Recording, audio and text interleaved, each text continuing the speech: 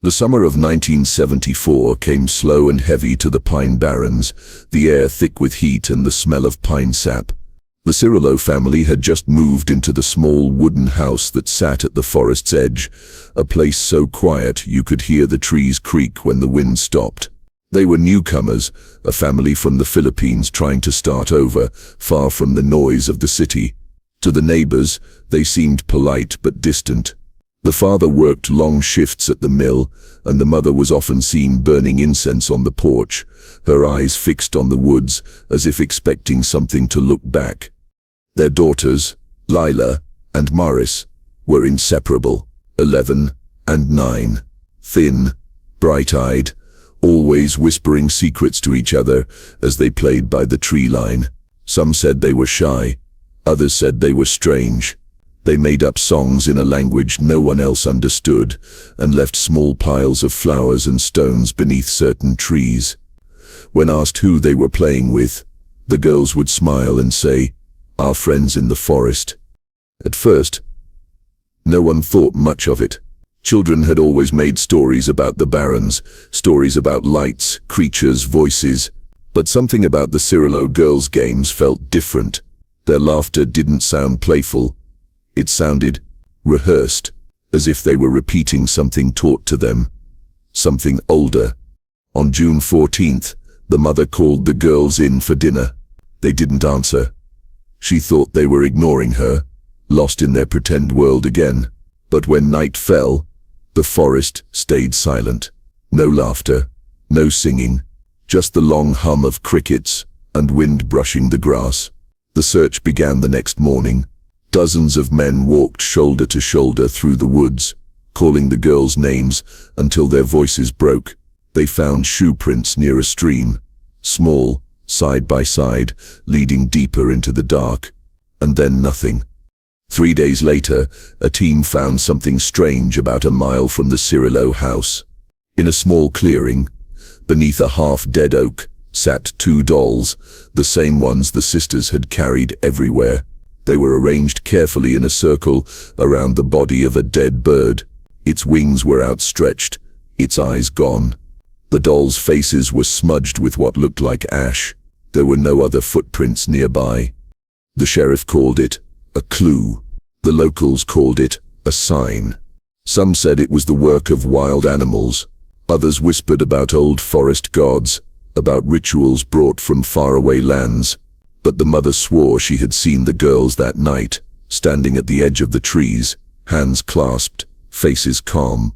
She called out to them, and they turned toward her and smiled.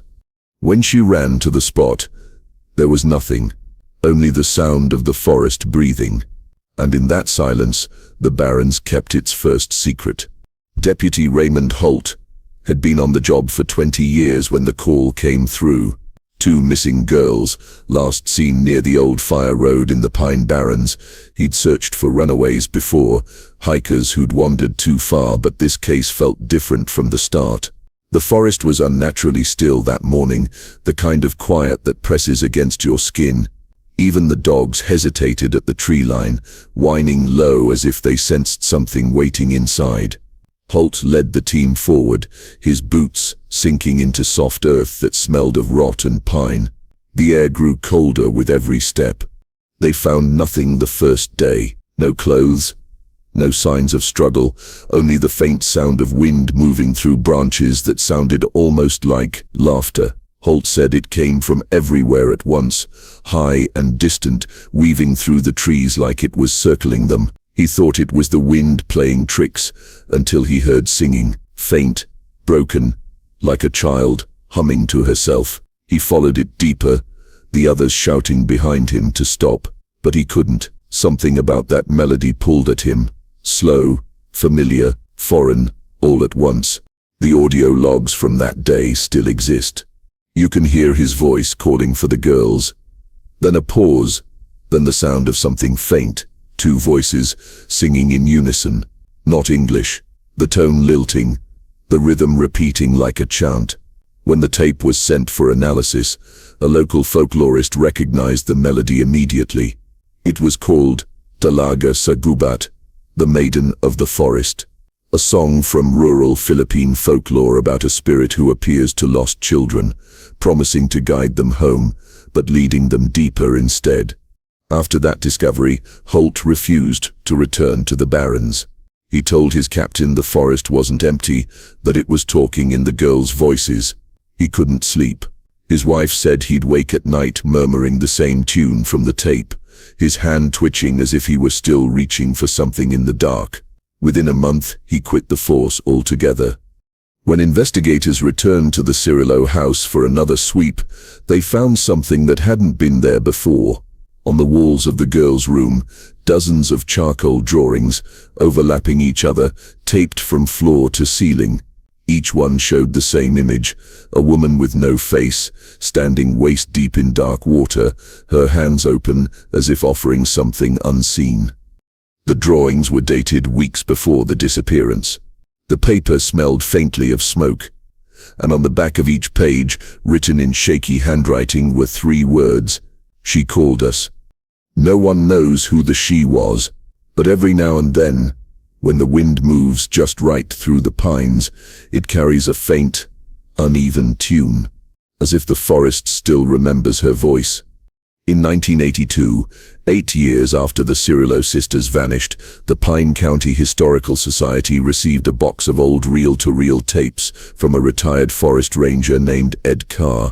He said they were routine patrol recordings, dated between 1969 and 1978, night checks, weather logs, the usual. But one of the tapes was different. Its label was handwritten, in faded ink, Site 43, restricted.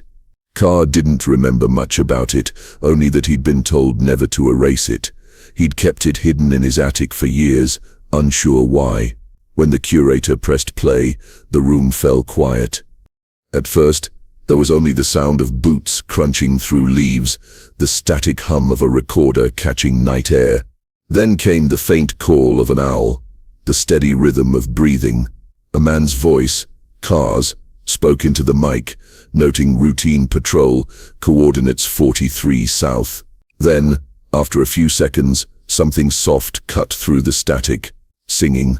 2 voices, young and clear, echoing somewhere beyond the microphone's range. The same melody Deputy Holt had captured years earlier. Dalaga sa Gubat. The curator stopped the tape, thinking it was a trick of interference. But when he played it again, the voices grew louder, closer, as if moving toward the mic. You could hear the lyrics then, a lullaby about a maiden waiting in the forest, calling the lost to stay where it's safe. Then came the snapping of branches, a sharp intake of breath, and finally a woman's whisper, slow, careful, close enough to feel, stay where it's safe. The recording cut off right after, replaced by violent static that continued for over a minute. It never faded, never changed in tone, just held there, a perfect, unbearable noise, like the forest itself exhaling. When they tried to rewind it, the tape jammed. Within 24 hours, county officials arrived and confiscated the box. The curator was told the recordings contained sensitive property. The official report listed them as damaged beyond repair. No one mentioned Site 43 again. But in 1991, nearly a decade later, a partial copy surfaced. It came from a former archivist who claimed he had secretly duplicated the audio before the seizure. He mailed it anonymously to a journalist, along with a note, "The forest doesn't forget what belongs to it." The leaked version was shorter, but what remained was enough. The voices of the 2 girls still echoed through the static. The same lullaby, the same whispered phrase. The journalist who received it never published the story. He played the tape once, then destroyed it, saying afterward that it didn't sound like something human.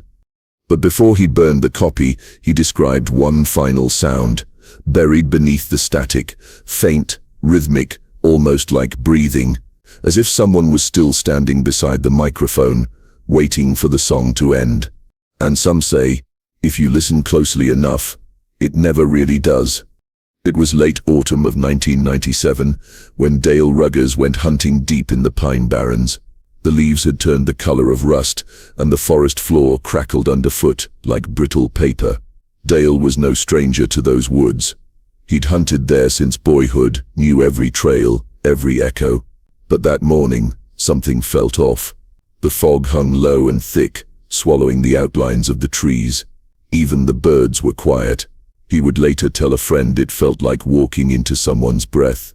By mid-afternoon, he reached the old ranger station, a sagging structure half swallowed by vines and rot. He stopped to rest, scanning the clearing through his scope. That's when he saw them, 2 figures, side by side, small, pale, girls, both wearing white dresses that seemed too clean for the forest floor. They were walking slowly, hand in hand, toward the tree line beyond the station. He called out, thinking maybe they were lost. Neither turned. They just kept walking, their heads tilted slightly, as if listening to something he couldn't hear. Dale followed, moving carefully through the brush, trying not to scare them. They led him nearly a mile deeper, their dresses flickering through the fog like candlelight. Then, without warning, they stopped. Ahead stood a massive hollow tree, its bark blackened, the opening large enough for a child to crawl through. The girls turned toward him then, not fully, just enough for him to see their faces, or what should have been faces. Pale skin, no eyes, no mouth, just smooth blank skin. Then they stepped into the hollow, one after the other, and were gone. Dale dropped his rifle.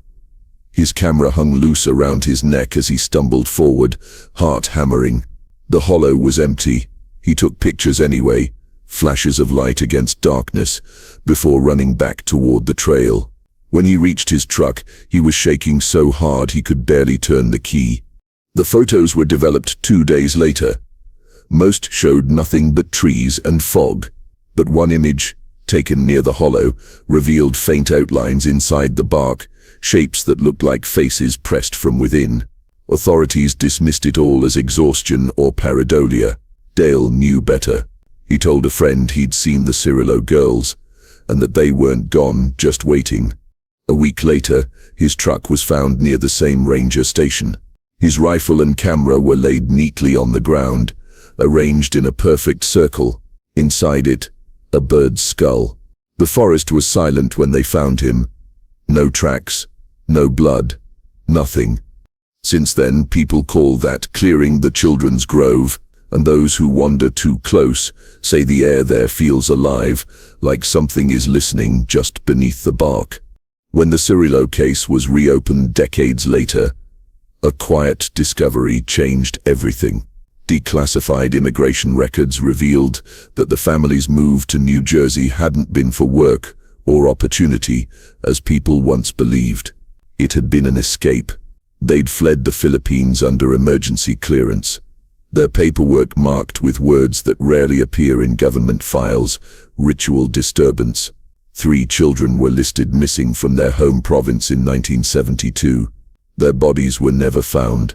Local police had traced the disappearances to a sect called the Lila and Gubat, the forest priestess, an old belief system long buried under Catholic silence. In those provinces, the Babalan was said to speak for the forest, to keep balance between the living and the unseen. When crops failed or storms came early, people brought offerings to her altar: flowers, fruit, sometimes animals. But in the darkest stories, when fear outweighed faith, the offerings changed. Blood was said to appease the land. The priestess would whisper through the trees, promising protection in exchange for kin. And once that promise was made, it could never be undone. Neighbors in New Jersey remembered how the Cirilo mother would burn incense on the porch every night. She claimed it kept the bugs away, but the smell wasn't like citronella or sage. It was sweet, sharp, foreign, a mix of camphor and resin that clung to your clothes. She didn't allow mirrors inside the house either, said they invited the wrong reflections. The daughters followed strange routines, washing their hands in salt water before bed, tying red thread around their wrists. To outsiders, it seemed like superstition. To those who knew the stories, it sounded like protection. Years after the disappearance, when the property was finally cleared, investigators found what remained of the Cirilo home. The roof had collapsed, the walls blackened by mold, but in a hidden compartment beneath the floorboards, they found a small leather-bound book, a diary. Its pages were warped from humidity, the ink faded, but the handwriting was careful, alternating between English and Tagalog. One page read, "She found us again. We cannot refuse her this time." Another said, "The offering must be blood of kin. The forest remembers debt." There were drawings too. Circles of trees, symbols resembling eyes, lines that spiraled inward toward a single word repeated over and over. Utang, meaning debt, or more precisely, what must be repaid. The final entry was dated the week before the girls vanished. It simply said, "They are chosen." Investigators pieced together a theory that whatever the Cirilo parents had fled, it had followed them across an ocean. The daughters' games, their songs, their invisible friends, none of it had been random. It was inheritance, a promise whispered long before they were born. When the forest takes something, the old stories say, it does not take it by force. It calls softly, patiently, until the chosen ones walk into its arms on their own. And maybe on that June evening in 1974, that's exactly what Lila and Maris did. In 2015, more than 40 years after the Cirilo sisters disappeared, a small team of paranormal researchers entered the Pine Barrens with a single goal: to document what locals still called the Children's Grove. They called themselves the Barrens Inquiry Group. 5 members in total, armed with motion sensors, thermal cameras, and digital recorders. For years they had followed rumors about Site 43, the place where the forest seemed to breathe. That night, the woods were unnaturally quiet. Even their equipment crackled softly, as if reluctant to work. The team set up base near the ruins of the old ranger station, the same one where Dale Ruggers had been last seen. They started with temperature scans. Almost immediately, the thermal cameras showed something impossible: pockets of cold air in perfect shapes, side by side, like human figures. Every few minutes, the forms appeared again in different parts of the forest, always two, always holding hands. The team's lead researcher, Ethan Carr, described it as the feeling of being watched by something that doesn't need eyes. He tried to rationalize it, maybe interference, maybe the way mist reflected infrared. But deep down, none of them believed that. Around midnight, they began to hear laughter. Not close, but clear enough to recognize as children's voices. The same pattern, the same tone, repeating every few minutes, giggling, then whispering, like a secret being passed between them. One microphone caught words faintly through the static. "It's your turn." The phrase repeated 3 times before fading. By 2 in the morning, they had set motion detectors around the clearing. Every alarm went off at once.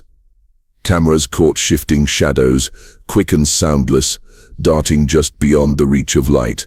Ethan followed one of them deeper into the trees, his handheld camera still recording. That was the last anyone saw of him alive. When the rest of the team realized he was gone, they searched for hours, shouting his name, until sunrise. They found his camera lying upright in the dirt, lens cracked, battery still running. The footage that survived lasted only 23 minutes. It showed Ethan walking through the forest, whispering to himself that he could hear them close. Then, static. When the picture returned, the camera was lying on its side, capturing the other researchers asleep around their campfire. A shadow moved between them, slow, deliberate, tall enough to brush the hanging branches. None of them stirred. The last image before the footage ended was the canopy above, bending unnaturally, the trees swaying as though something enormous moved beneath them. Then silence. Authorities later sealed off Site 43, citing sinkhole risk. But those who've seen the footage say the ground never shifted. It was the trees that moved, leaning in, as if listening, as if welcoming something home. And on quiet nights, when the wind drifts through the barrens, Some still hear the whisper that marked the end of the tape. It is your turn. Today, the Cirilo property lies behind a rusted chain-link fence, swallowed by vines and silence. A state preservation order keeps the land untouched, citing historical and environmental sensitivity. Locals say it's something else, that the forest made its own boundary, one that can't be crossed without being noticed. The remains of the Cirilo house are almost gone now. The roof collapsed, the wood soft as sponge, but even through decay, the air there feels strange, heavy, waiting. Hikers who stray too close claim the atmosphere changes with the light. At dusk, the shadows stretch longer than they should, and faint sounds drift through the trees, soft humming, like a lullaby carried on the wind. Some say it's the song from the old recordings, the same one Deputy Holt heard all those years ago. Others insist it's only the echo of birds settling for the night. But the melody always stops the same way, mid-note, as if whoever is singing has suddenly turned to listen. Near the marshes, where the ground stays damp even in summer, rangers have found small footprints pressed into the mud, perfectly formed, barefoot, and fresh, appearing hours after rain, vanishing the next day. No animals make prints like that, and no one can explain why they always appear in pairs. Then came the drone footage. In 2022, a filmmaker documenting abandoned sites sent his drone over the Barrens, capturing the area around Site 43. The video ran for nearly 10 minutes before the signal began to falter. At the edge of the clearing, just before the feed cut, two white figures appeared beside the hollow tree. They didn't move. They didn't wave. They just stood there side by side, small and pale against the dark woods. The footage ended in static, and when the drone was recovered, its lens was cracked clean through. Experts reviewed the video and called it pareidolia, the human tendency to see patterns where none exist. But those who've seen the uncut version say something else. They say that as the drone hovered above the clearing, the trees below began to sway, though there was no wind. And for just a moment, one of the figures lifted her hand, not to wave, but to beckon. The legend of the Cirilo sisters endures because it refuses to end. New hikers vanish every few years, usually dismissed as accidents, missteps, or fatigue. Yet each disappearance follows the same path, the one leading toward the hollow tree. Some call it coincidence. Others call it selection. They say the forest keeps what it said sowed. It remembers every voice, every promise, every game played between its roots. And when it calls again, it calls softly, the way it always has, through laughter, through songs, through the faint whisper of a child Sep's voice asking, "Do you want to play?" In the Pine Barrens, stories don't fade. They grow, they take root, and sometimes they remember your name.